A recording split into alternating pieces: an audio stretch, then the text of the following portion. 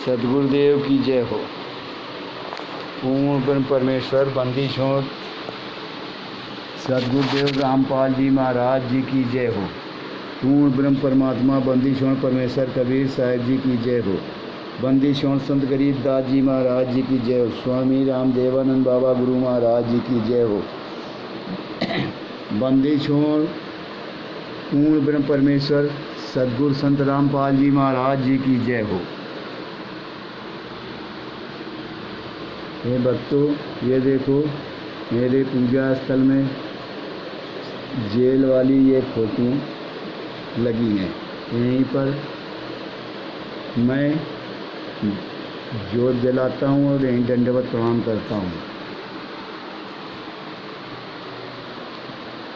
सत्साई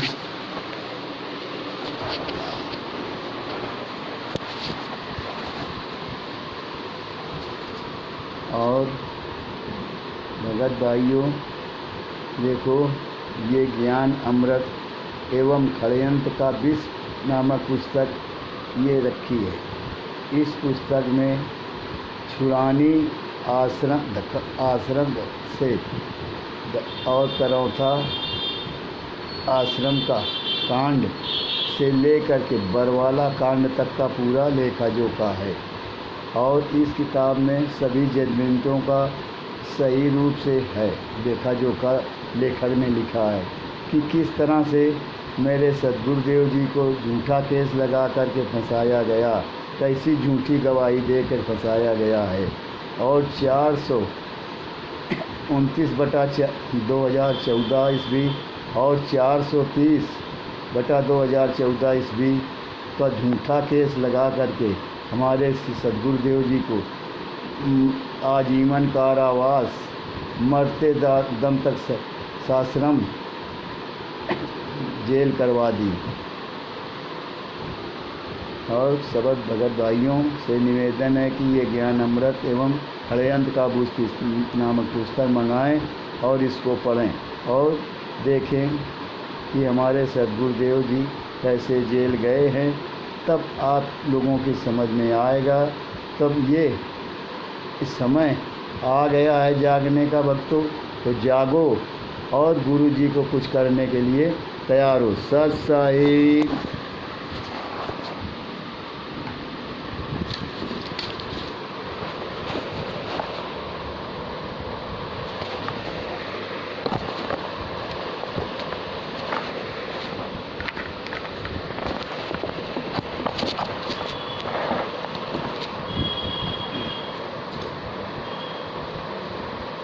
सद्गुरुदेव की जय हो। भगत भाइयों, दास का नाम रामकिशोर दास है उर्फ गुप्ता जी, और मैं दामोदर नगर कानपुर में रहता हूँ। और मेरा मोबाइल नंबर है 9919694815। सब साहिब। अब परमात्मा की कृपा से बरवाला 2014 ईस्वी के बरवाला कांड घटना का होने का कुछ वास्तविक कारण क्या है। शीर्षक।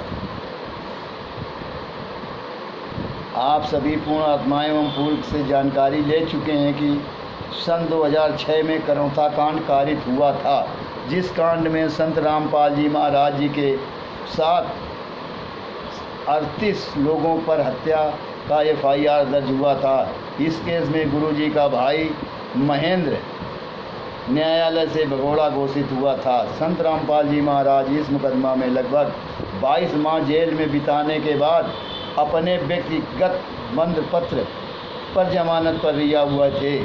और इस केस में गुरुजी को जमानत के लिए कोई घर में से न गुरुजी की पत्नी गई, न बेटा गया, न भाई गया और न कोई भगत भी गया था।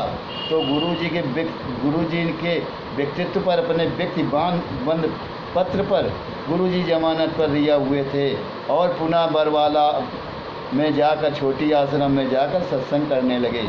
करौथा आश्रम को 2006 ईस्वी में प्रशासन ने अपने कब्जे से में कांड होने के एक दिन बाद ले लिया था।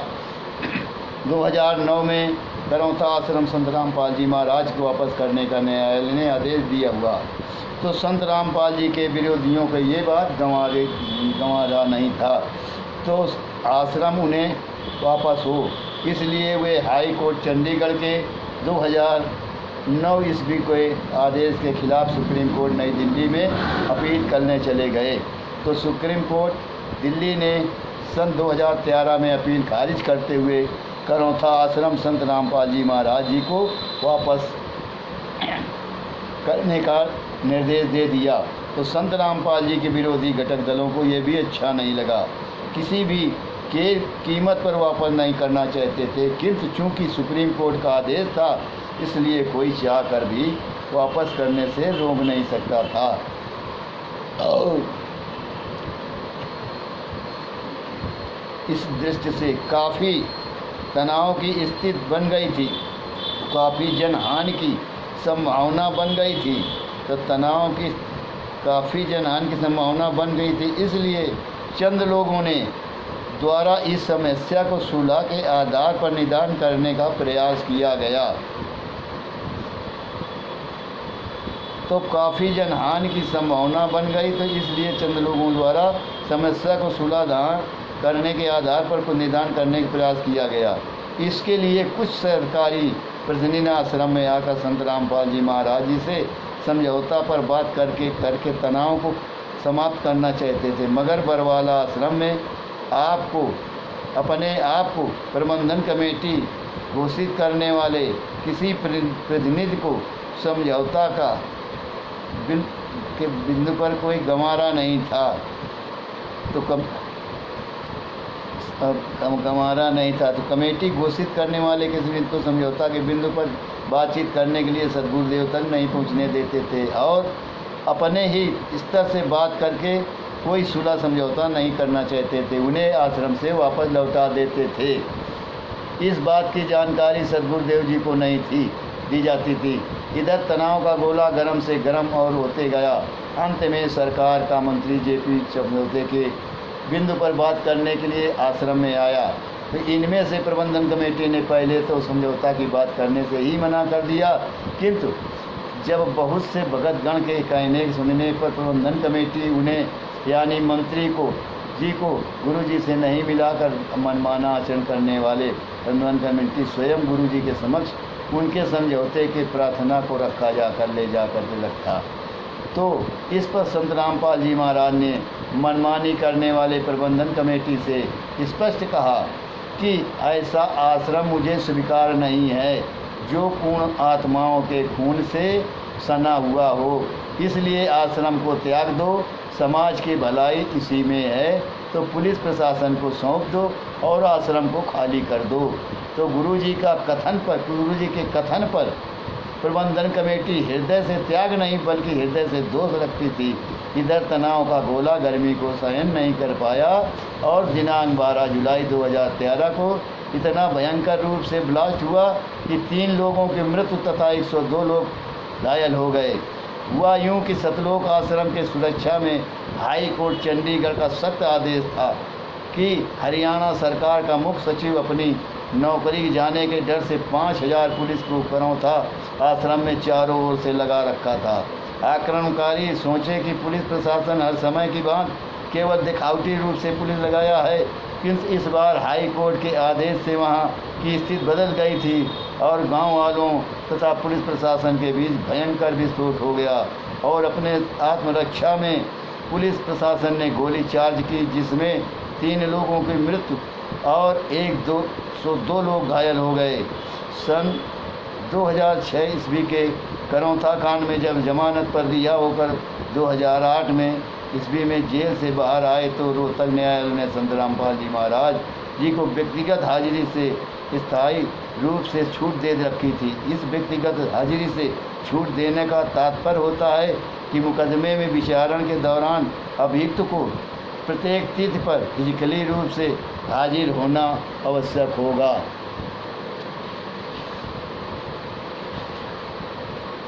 नहीं, जब न्यायालय को अभियुक्त की आवश्यकता महसूस होगी तो वो अभियुक्त को न्यायालय में उपस्थित होने के लिए सूचित करेगा, नोटिस निर्गत करेगा और व्यक्तिगत उपस्थिति से छूट के आदेश को निरस्त भी कर सकता है। इस प्रक्रिया के तहत रोहतक न्यायालय ने संत रामपाल जी महाराज जी को सत्र न्यायालय रोहतक में पेशी दर्ज कराने हेतु नोटिस जारी कर दिया। साथ ही सत्र न्यायालय ने व्यवस्था बनाए रखने के एवं व्यवस्था में कोई व्यवधान न पैदा हो, इसको ध्यान में रखते हुए रोहतक न्यायालय ने पेशी में दर्ज कराने में हेतु वीडियो कॉन्फ्रेंसिंग की सुविधा भी संत रामपाल जी महाराज जी को प्रदान कर दी देते हुए रोहतक न्यायालय ने तिथि 14 जुलाई 2014 को निर्धारित किया कि संत रामपाल जी महाराज जी को हिसार कोर्ट में वीडियो कॉन्फ्रेंसिंग के माध्यम से रोहतक सत्र न्यायाधीश को न्यायालय में पेशी दर्ज कराने का सुविधा प्रदान किया गया है। तो संत रामपाल जी महाराज सदा कानून को सम्मान करने वाले थे। कानूनी प्रक्रिया के अधीन चलने वाले न्यायालय के आदेशानुसार दिनांक 14 जुलाई 2014 को वीडियो कॉन्फ्रेंसिंग के माध्यम से अपनी पेशी रोहतक दर्ज कराने के लिए हिसार कोर्ट में गए हुए थे। इधर राष्ट्रीय समाज सेवा समिति को इस बात की जानकारी थी कि संत रामपाल जी पेशी दर्ज कराने हेतु दिनांक 14 जुलाई 2014 को हिसार कोर्ट जाने वाले हैं। तो क्या था, राष्ट्रीय समाज सेवा समिति अपने षड्यंत्र के तहत एवं साजिश के तहत संत रामपाल जी महाराज के जानकारी के बिना सहमत के चुपके पूरे देश विदेश में भक्तों को यह झूठा आदेश बताकर कि संत रामपाल जी महाराज का आदेश है कि 14 जुलाई 2014 को हिसार कोर्ट में सभी अनुयायियों को पहुंचना है।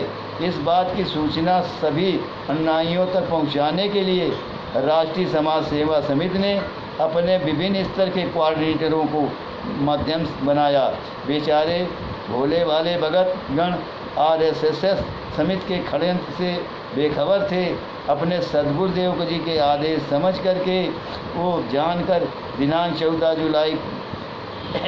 जुलाई और 2014 के एक दिन पूर्व में ही हिसार पहुंच गए और राष्ट्रीय समाज सेवा समिति अपने काले कैट कमांडों के सहयोग से दिनांक 13 जुलाई 2014 की रात से ही जुलूस के माध्यम से उत्पात मचाना शुरू कर दिया। दिनांक 14 जुलाई 2014 को राष्ट्रीय समाज सेवा समिति के आदेश पर ब्लैक कैट कमांडो द्वारा हिसार कोर्ट कैंप्स को चारों ओर से घेर लिया गया, अपने कब्जे में ले लिया गया तथा ब्लैक कैट कमांडो द्वारा वकीलों को हिसार कोर्ट कैंप्स के अंदर जाने नहीं दिया गया, रोके रखा। उनकी पहचान पत्र दिखाने को कहा जाने लगा। जिससे अधिवक्ता द्वारा पहचान पत्र नहीं दिखाया जाता था उसे कोर्ट कैंप्स के अंदर नहीं जाने दिया जाता था। इससे खिन्न अधिवक्ता एवं RSS समिति के ब्लैक कैट कमांडो के बीच हाथापाई धक्का मुक्की झड़प हो गई। संत रामपाल जी महाराज जी के अनुयायी वास्तविकता से बेखबर थे और समाज सेवा समिति का साथ देते। संत रामपाल जी महाराज का जयकारा लगा करके संत रामपाल जी के विपरीत साक्ष्य इकट्ठा कर रहे थे। हुआ यूँ कि वकीलों की विधिक संघ एवं जजों का बेंच के बीच इस घटना को लेकर अतिशीघ्र एक आपातकालीन बैठक बुलाई गई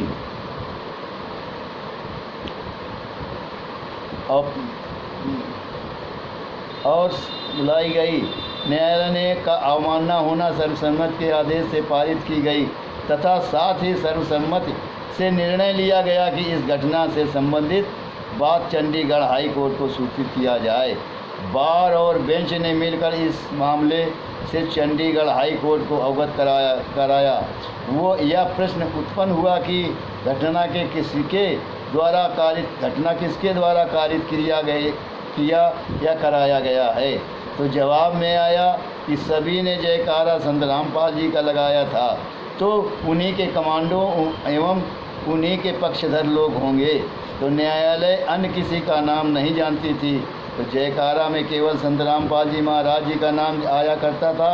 इसलिए चंडीगढ़ हाई कोर्ट ने सुमोटो अवमानना का केस संत रामपाल जी महाराज के विरुद्ध दायर कर हाई कोर्ट के रजिस्ट्रार का प्रतिवेदन हेतु निर्देश जारी की गई। तो रजिस्ट्रार का प्रतिवेदन आया कि यह मामला प्रथम दृष्टया न्यायालय के